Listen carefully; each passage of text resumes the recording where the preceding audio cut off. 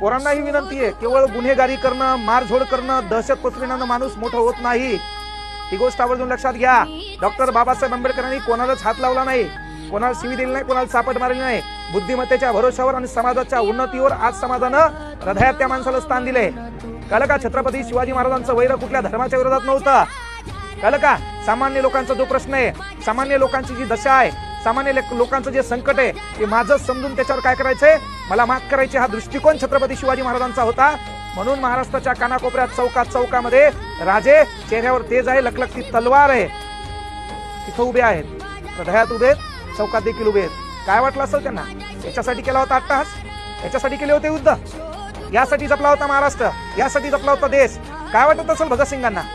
काय वाटत असेल सुखदेव राजगुरूंना, लाला लजपतराय यांना? आठवण त्या समाजसुधारकांचं, विचारवंतांचं बलिदान. काय म्हणत असतील रे? तुम्ही तुमच्या देशामध्ये एकत्र राहू शकत नाही. अरे तो वेस्टिन चर्चिल म्हणला, ते मान्य कराच. तो वेस्टिन चर्चिल म्हणला होता, अरे भिकार चोटानो, तुम्ही तुमच्या घरात नवरा बायको एकत्र राहू शकत नाही, तुम्ही भाऊ एकत्र राहू शकत नाही, तुम्हाला स्वातंत्र्य देऊन काय करायचे? आणि तेच फक्त तुमच्यासारख्या गुन्हेगारी प्रवृत्तीकडे वाटचाल करणाऱ्या लोकांमुळे घडायले. महाराष्ट्रात गोरगरीब चांगल्या पद्धतीने जगायला, त्यांना जगू द्या, वातावरण बिघडू नका.